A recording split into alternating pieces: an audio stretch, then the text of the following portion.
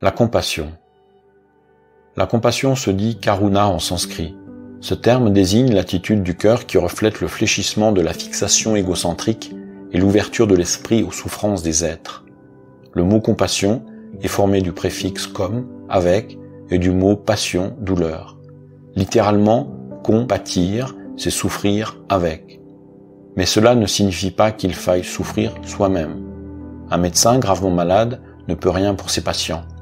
En revanche, éprouver l'affliction d'autrui, la ressentir, c'est se soucier sincèrement des autres. Le bouddhisme distingue 3 formes de compassion: la compassion en référence aux êtres, la compassion en référence à la réalité, la compassion sans référence. La compassion en référence aux êtres. Elle opère dans les situations relationnelles. Elle consiste à souhaiter du fond du cœur que tous les êtres soient délivrés de la souffrance. Elle repose sur la gentillesse, la douceur et la capacité à s'ouvrir à la réalité de ceux qui se trouvent empêtrés dans les difficultés de l'existence. Réponse simple au mal-être, on ne doit pas la confondre avec la sensiblerie. De même, cet élan du cœur n'est pas entaché par l'orgueil. Se soucier d'autrui et leur venir en aide devrait être pour nous un moyen d'honorer l'état accompli en eux. La compassion en référence à la réalité. Elle repose sur le discernement, comprendre que les phénomènes n'ont pas d'existence propre et ne sont pas permanents. Cette compréhension permet de voir plus distinctement comment les êtres aspirent au bonheur et cherchent à éviter la souffrance dans un état de confusion qui entretient l'illusion et la disharmonie. Voyant les êtres s'empêtrer dans le filet de leur projection, la compassion se renforce et devient de moins en moins duelle. Cela explique pourquoi le Mahayana parle de l'union de la vacuité et de la compassion. Plus l'expérience de la vacuité s'approfondit, plus on se défait de la saisie égotique et plus on devient à même de s'ouvrir à la souffrance d'autrui. Parallèlement, en développant la compassion, on s'oublie au profit des autres et l'on gomme la perception que l'on a de soi-même en tant que sujet indépendant.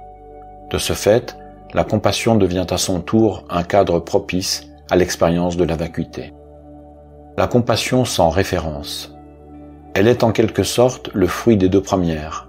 On l'appelle la grande compassion, Mahakaruna, parce qu'elle ne repose pas sur un acte de la volonté.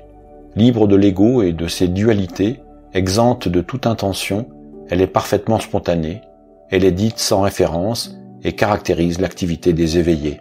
Le rôle central de l'amour bienveillant est de la compassion. L'amour bienveillant vibre au cœur des 3 autres états sublimes. On est équanime, compatissant et joyeux par amour pour tous les êtres. Le peu de lumière que nous portons une fois délivrés de toute haine et de toute rancœur irradie bien au-delà de notre propre personne. Le jour de notre mort, l'amour que nous avons offert rayonnera encore en ceux qui l'ont reçu. Méditer sur l'amour et la compassion remédie à l'attachement à la merveilleuse paix du nirvana. Comme l'écrit Gampopa dans le précieux ornement de la libération, quand l'amour et la compassion se sont ancrés en nous, notre affection pour les êtres est telle que nous ne supportons plus d'aspirer à notre seule libération personnelle.